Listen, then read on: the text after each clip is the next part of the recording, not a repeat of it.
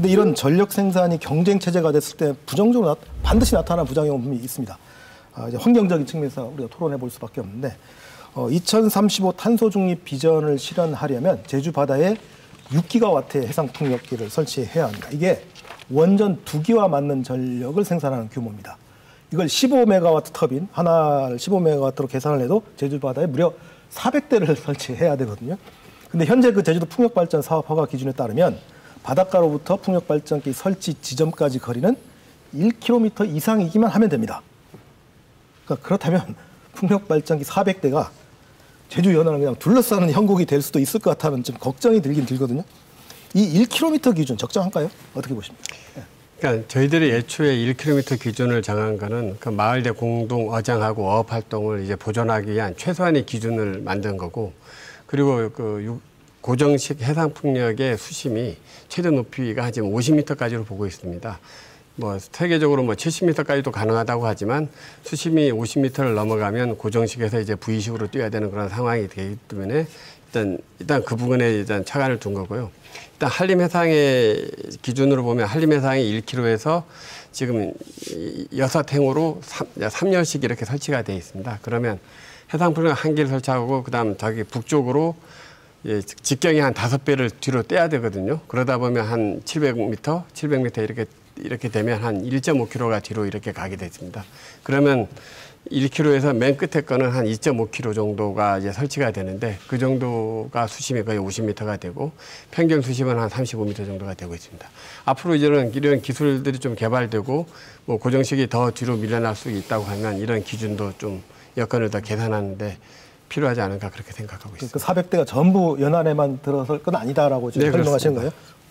다른 얘기 있으시면 1km만 이역하면 될까요? 안 됩니다. 어떻게 하면 되겠습니까, 그러면? 그러니까 이게 바다라는 공간이 사실 굉장히 모르는 공간입니다. 사실 바다에 대한 연구가 굉장히 부족한 데다가 뭐 바다에 대해서 우린 1% 정도만 안다라는 게 보통 이제 과학자들이 하려는 얘기이기도 하고요. 그만큼 바다에 대한 영향 분석이라는 게 특히 해상풍력 같은 경우에는 되게 미진한 부분이기도 합니다. 그래서 어쨌든 간에 최대한 사전 예방의 원칙을 준용해서 회피하는 게 중요한 곳이 이제 환경적인 영향에서 회피하는 방식을 택하는 것이 필요한 게 해상이라는 공간이기도 하거든요.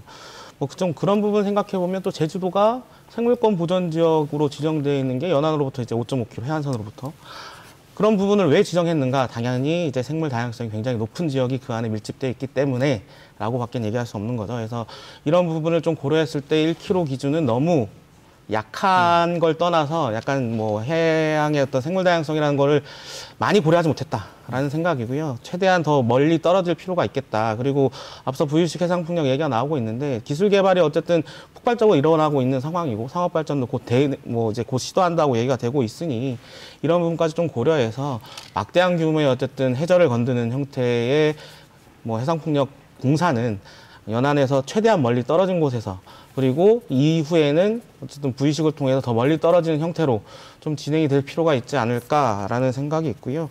또 이렇게 되지 않으면은 또 연안에서의 굉장한 갈등이 일어날 수밖에 없습니다. 어쨌든 가까워지면 가까워질수록 눈에 보이면 보일수록 그게 갈등의 요소가 될 거니까요. 이런 부분들 충분히 고려해서 조금 더 멀리 떨어졌으면 좋겠다라는 말씀 드리고 싶습니다. 저 같은 경우는 우리 제주도의 경쟁력이 상실되는 부분이거든요. 사실은 제주도가 우리가 그 해안으로 멀리 떨어질수록 고도가 확 올라가지 않습니까? 마찬가지로 해저도 급속하게 해저가 수심이 깊어지고 있습니다. 저는 탐라 해상 풍력이 좋은 사례다. 탐라 해상 풍력 가서 어떤 어피해라든지 또 종다양성이 깨지고 있는지 이런 것들이 이미 우리가 충분히 평가할 수 있습니다.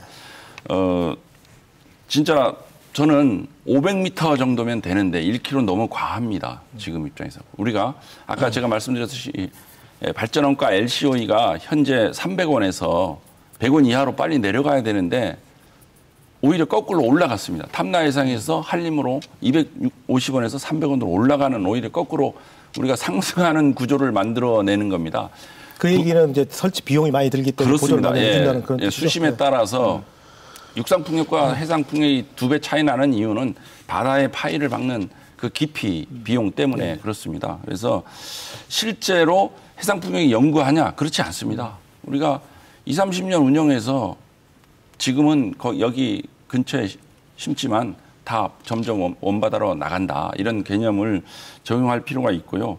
또 실제로 근거리에 해서 우리가 어떤 경관이라든가 그 환경 피해를 얼마나 주고 있는지는 냉정하게 우리가 평가해야 되지 않냐. 저는 풍력심의위원 때 1km에 대해서 막연한 결정에 대해서 동의할 수가 없었습니다. 반론을 좀 드리면 냉정하게 평가해서 해상 풍력과 관련한 해양 환경이나 아니면 생물종 다양성에 대한 영향 연구가 아주 미진합니다. 좀 돼 있는 정도는 지금 바다새 정도거든요. 바다새 정도도 어느 정도 충돌이 발생할 것이다라는 예측치, 그러니까 몇 마리 정도 죽을 것이다지 종별로는 아예 조사된 내용도 없습니다. 근데 다 아시겠지만 멸종위기 종일수록 종이 당연히 적겠죠. 개체 수가. 그래서 아무리 뭐 100만 마리, 200마리 죽는 와중에도 한 마리가 죽으면은 그 개체에는 엄청난 영향을 줄 수 있는 어쨌든 멸종위기 종에 대한 종 연구도 안 돼 있습니다. 그런 것이 지금 해상풍력이거든요. 그러니까 미래에 대한 예측이 굉장히 어려운, 특히 환경 분야에 있어서는 이게 지금 해상풍력이라는 분야이기 때문에 이 분야에 있어서는 저도 해상풍력을 아예 반대하는 입장 아닙니다. 지지하는 입장이고 필요하다는 입장이지만 그러함에도 불구하고 이런 미래 불확실성을 그냥 갖고 갈 거냐. 500m라는 건 전 되게 위험하다고 생각하거든요. 기후위기 대응하려는 이유가 뭡니까? 생물 다양성 보존하기 위해서예요. 생물 다양성이 무너지면 말 그대로 지구 환경이 무너지고 지구 환경이 무너지면 결과적으로 우리 인류가 멸망할 거니까. 그런데 가장 기초적인 생물 다양성을 포기하면서 500m 안에 대규모 해상 풍력을 해야 된다. 이거는 기후위기 대응의 아주 원초적인 근본적인 문제를 건드리는 것이라고 생각하고요. 신재생 에너지가 지구를 살리기 위해서 하는 건데 이거 바다를 더 죽이면서 가까이 하냐 이런 말론이세요? 제가 두 분들 얘기에 좀 끼어들어서 말씀을 드리면 우리가 이제 7기가의 이제 풍력을 개발한다고 해서 이제 도민들 중에 어떤 분들이 제주도를 전체 풍력으로 이렇게 둘러싼다 이런 식의 이제 말씀들을 하시는데 제가 지금 정확하게 숫자가 기억이 안 나는데 거기에는 고정식과 부의식 비율이 엄연히 존재하고 있고 그리고 그 해상 풍력을 할 때도 보면 해상이 도립공원으로 지정된 곳 그리고 여객선 운항을 해야 되는 곳 뭐 이런 것들을 다 제외를 시키게 되어 있습니다. 그러다 보면 결국은 먼 거리로 나갈 수밖에 없는 그런 상황이 되는 내용이고 이 좀 오래됐습니다만 2009년도에 이 부분에 대해서 연구한 결과에도 보면 우리나라 해상 풍력의 그 잠재량이 80%는 전부 다 부유식이 가능한 심해 그런 쪽에서 많은 양들이 나오고 있다고 지금 하고 있습니다. 그러니까 저희들이 집적화를 하고 그렇게 하는 수 있는 것들은 집적화를 하면 아까 다시 또 돈 얘기로 들어가게 되겠는데 집적화를 하면 비용이 그만큼 줄어들기 때문에 더 멀리 나갈 수 있는 그런 효과도 있다고 볼 수 있습니다.